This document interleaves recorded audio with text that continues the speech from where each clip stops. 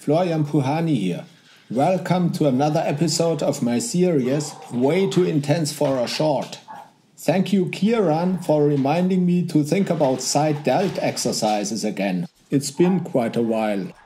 Now, I have to admit, pulling a sled is far from being unique.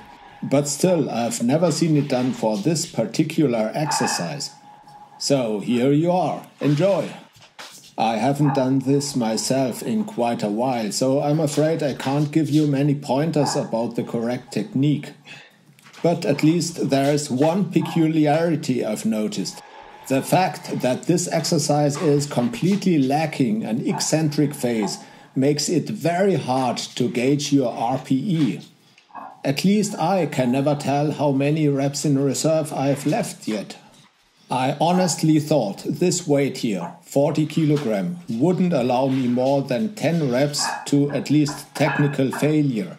I guess it is the concentric only nature of this kind of exercise that led to this misjudgment. Apparently, my subconscious forgot that letting a weight down in a controlled manner also costs a lot of energy.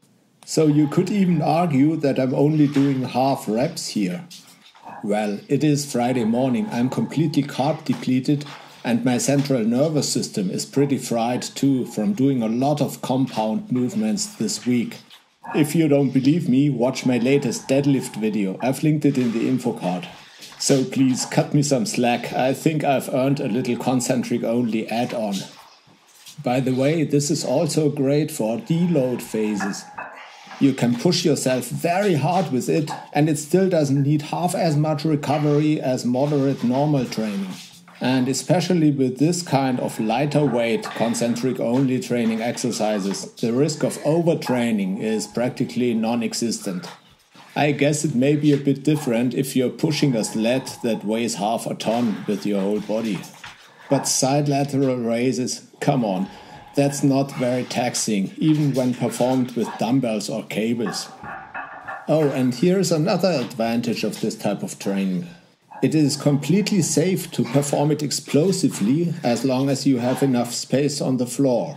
Because what's the worst that could possibly happen? The plate's moving a bit farther, so what?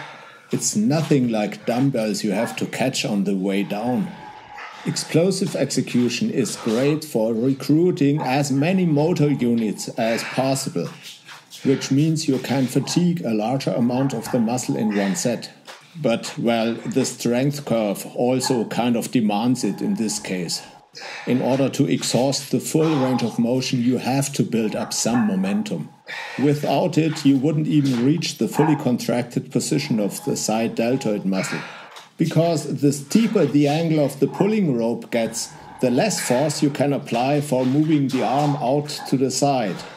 So a too slow start will lead to a grinding halt midway. As you can see, I'm pulling the weight in front of my body here.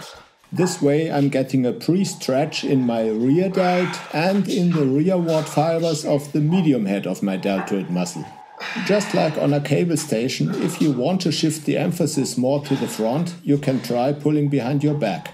But if you take a closer look, you will see that with the execution I'm showing you here, my front delts are also engaged anyway. Now, look at that. I had more to tell about this exercise than I had originally thought I would. Did you like it? Then please share this video with anyone who is doing any kind of side lateral raises. Thank you for watching.